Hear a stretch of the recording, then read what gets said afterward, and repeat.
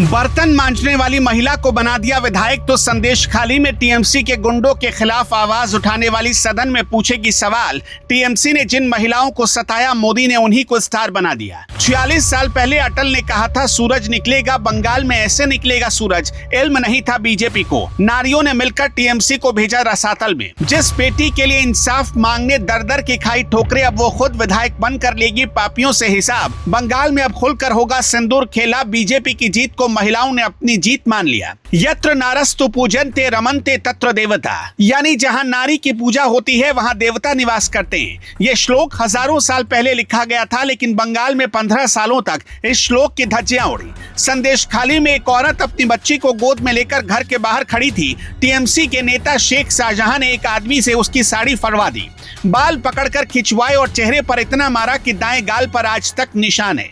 उस औरत ने थाने में जाकर शिकायत की तो पुलिस ने कहा कि भाईजान की मर्जी के बिना कुछ नहीं होगा।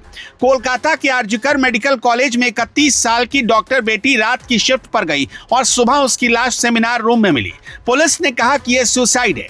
सबूत मिटाने की कोशिश हुई और उस बेटी की मां को इंसाफ मांगने के लिए सड़क पर उतरना पड़ा। पूर्व वर्धमान में एक औरत सुबह 6 बजे उठकर 4 घरों में बर्तन धोने जाती थी। महीने के 2,500 रुपए कमाती थी। 7 बहनें थी और पिता मजदूर थे। 12 साल की उम्र में स्कूल छूट गया क्योंकि पढ़ाई का खर्चा उठाने वाला कोई नहीं था। ये 3 औरतें, 3 अलग अलग दर्द, 3 अलग अलग जख्म, लेकिन 4 मई 2026 को तीनों ने एक ही काम किया। तीनों विधायक बन गई। बंगाल में 15 साल बाद महिलाएं सड़कों पर नाच रही हैं, एक दूसरे को सिंदूर लगा रही हैं और कह रही हैं कि टीएमसी के राज में तो खुलकर सिंदूर खेला भी नहीं कर पाती थी, आज पहली बार बिना डर के मना रही हैं। बंगाल के मंगलकोट का काशीमन नगर पूर्व वर्धमान का एक ऐसा इलाका है जहां गरीबी छत की तरह सिर पर बैठी रहती है और नीचे से हटने का नाम नहीं लेती। उस इलाके में एक घर था जहां 7 बहनें और एक भाई, पिता दिहाड़ी मजदूर, जो खुद भी कई रातें आधे पेट सोए होंगे। इतने बच्चों को खिलाना तो दूर, स्कूल भेजने तक के पैसे नहीं थे। कलिता मांझी उन्हीं 7 बहनों में से एक थी। 12 साल की उम्र में किताबें छूट गई और हाथ में झाड़ू आ गया। बचपन खत्म हो गया और संघर्ष शुरू हो गया। बड़ी हुई तो गुस्करा नगर पालिका में 4 घरों में बर्तन धोने, झाड़ू लगाने और पोछा मारने का काम करती थी। हर महीने 2,500 रुपए मिलते थे और उन्हीं 2,500 रुपयों में पति सुब्रत मांझी जो प्लम्बर हैं, बेटा पार्थ जो 8वीं में पढ़ता है, सबका पेट भरना था। कुल जमा संपत्ति 1,61,000 रुपए। रहने के लिए 871 स्क्वायर फीट का एक छोटा सा घर जो ससुर ने दिया था। ना बैंक बैलेंस, ना कोई जमीन, ना कोई सहारा। ये वो औरत है जिसके पास चुनाव लड़ने के लिए ना पैसा था, ना पहुंच थी, ना कोई गॉडफादर था। बस 10 साल की बूथ लेवल की मेहनत थी और बंगाल की गलियों में घर घर जाकर बनाया हुआ भरोसा था। 2021 में बीजेपी ने पहली बार टिकट दिया, लेकिन कलिता मांझी ने 41% वोट ले आए। फिर भी 11,815 वोटों से चुनाव हार गए। हार के बाद कोई और होता तो शायद राजनीति छोड़ देता, टूट जाता, शायद कहता कि गरीब का इस खेल में कोई काम नहीं। लेकिन कलिता मांझी ने अगले दिन सुबह उठकर वही काम शुरू किया। वही 4 घर, वही बर्तन, वही झाड़ू और वही 2,500 रुपए। 5 साल तक वो बर्तन भी धोती रही और बीजेपी की बूथ लेवल वर्कर बनी रही। दोनों काम साथ साथ चलते रहे। बीजेपी ने 2026 में दोबारा टिकट दिया और इस बार बंगाल ने वो चमत्कार देखा जो किसी फिल्म की स्क्रिप्ट में फिट नहीं बैठता। कलिता मांझी ने टीएमसी के श्यामा प्रसन्ना लोहार को 12,535 वोटों से हरा दिया। कुल 1,07,692 वोट मिले। जो हाथ सुबह 6 बजे दूसरों के बर्तन धोते थे, वो हाथ अब बंगाल विधानसभा में कानून बनाने के लिए उठेंगे।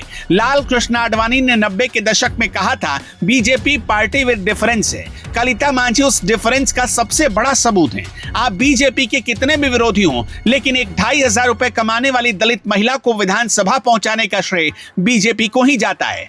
इसी तरह 9 अगस्त 2024 रात का वक्त कोलकाता का आरजीकर मेडिकल कॉलेज 31 साल की पोस्ट ग्रेजुएट डॉक्टर बेटी अपनी ड्यूटी पर थी। वो रत्ना देवनाथ की इकलौती बेटी थी जिसे गरीबी में पाल पोस कर बड़ा किया, जिसके लिए ना जाने कितनी रातें जागी होंगी, कितने सपने बुने होंगे और वो बेटी डॉक्टर बनी, देश की सेवा कर रही थी और उस रात उस बेटी के साथ रेप हुआ और उसकी हत्या कर दी गई। सुबह लाश सेमिनार रूम में मिली। जिस सरकार का काम था कि बेटियां सुरक्षित रहें ये तय करे, उसी सरकार की पुलिस ने आत्महत्या बताने की कोशिश की। सबूत मिटा दिए गए। कलकत्ता हाईकोर्ट को बंगाल पुलिस की जांच पर भरोसा नहीं हुआ तो मामला सीबीआई को सौंपना पड़ा। पूर्व प्रिंसिपल संदीप घोष को सबूतों से छेड़छाड़ और वित्तीय अनियमितताओं का आरोप लगाकर सीबीआई ने गिरफ्तार किया, लेकिन ममता की सरकार ने गिरफ्तारी से पहले उसी संदीप घोष को एक और बड़े कॉलेज में बिठा दिया, जैसे इनाम दे दिया गया हो।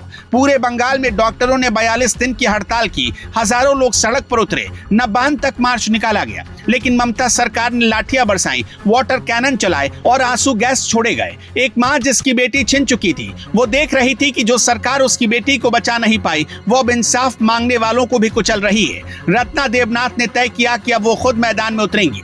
बीजेपी ने उन्हें पानीहाटी सीट से टिकट दिया। पानीहाटी जो 2011 में टीएमसी का गढ़ था, जहां निर्मल घोष 15 साल से विधायक थे। इस बार टीएमसी ने उन्हीं के बेटे तीर्थंकर घोष को उतारा। एक तरफ एक मां जिसके हाथ में बेटी की याद के सिवा कुछ नहीं था, और दूसरी तरफ एक परिवार जिसके हाथ में 15 साल की सत्ता, पैसा और पूरा टीएमसी तंत्र था। रत्ना देवनाथ के काफिले पर हमला हुआ, उनके चुनाव एजेंट को धमकाया गया। एक बूथ पर ईवीएम में बीजेपी के बटन पर स्याही लगा दी गई ताकि लोग बटन दबा ही ना सके। लेकिन जिस मां की बेटी छिन चुकी हो, उसे और क्या डर दिखाओगे? वो टूट चुकी थी लेकिन झुकी नहीं। 87,977 वोट, 28,836 का अंतर। टीएमसी के 15 साल के गढ़ में घोष परिवार के शासन का अंत। बंगाल ने उस बेटी का बदला बैलेट से लिया और एक मां की आंखों में इंसाफ की पहली किरण दिखी। इसी तरह कहानी है रेखा पात्रा की। उत्तर 24 परगना संदेश खाली बांग्लादेश सीमा के पास सुंदरबन का एक टापू, जहां दुनिया से कटकर लोग रहते हैं और जहां टीएमसी का जिला परिषद सदस्य शेख शाहजहां खुद को राजा बना बैठा था। शाहजहां और उसके साथियों शिबू हाजरा और उत्तम सरदार ने सैकड़ों एकड़ जमीन हड़पी।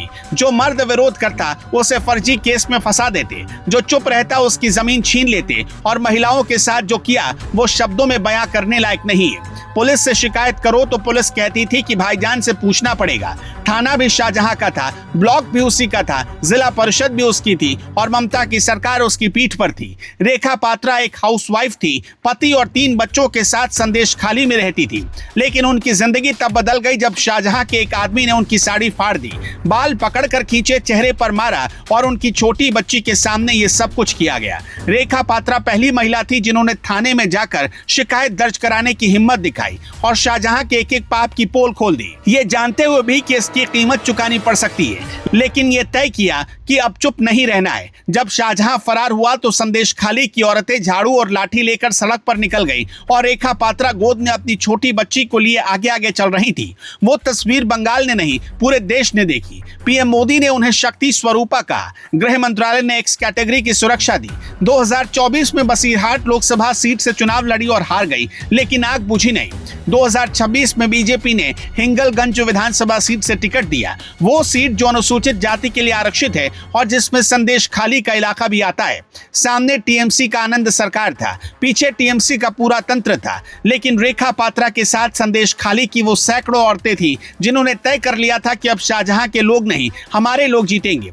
1,02,07 वोट, कुल अंतर था 5,421 वोटों का। टीएमसी के आनंद सरकार की हार हो गई। जिस चेहरे को तोड़ा गया वो चेहरा विधानसभा में बैठेगा, जिन बालों को खींचा गया वो सिर ऊंचा उठाकर बोलेगा, जिस बच्ची को गोद में लेकर रैली में चली वो बच्ची बड़ी होकर अपनी मां को विधायक के रूप में जानेगी। ये जीत सिर्फ रेखा पात्रा की जीत नहीं है, ये संदेश खाली की हर उस औरत की जीत थी जिसने दरवाजा बंद करके रोते हुए रातें गुजारी। ये उन सब की जीत थी जिनकी जमीन छीन ली गई, जिनकी इज्जत लूटी गई, जिन्हें पुलिस ने कहा कि भाईजान से पूछो। अब कोई भाईजान नहीं पूछेंगी ये औरतें, अब ये खुद फैसला लेंगी। बंगाल दुर्गा पूजा के लिए जाना जाता है। हर साल माँ दुर्गा आती हैं राक्षसों का नाश करने के लिए और फिर चली जाती हैं। लेकिन 4 मई 2026 को बंगाल में 3 देवियां आई और वो जाने वाली नहीं है। एक ने गरीबी को हराया, एक ने अन्याय को हराया, एक ने अत्याचार को हराया। सड़कों पर महिलाएं नाच रही हैं, अबीर गुलाल उड़ रहे हैं। जो 15 साल से डर के साए में दबा था आज खुली हवा में हो रहा है। और जो औरत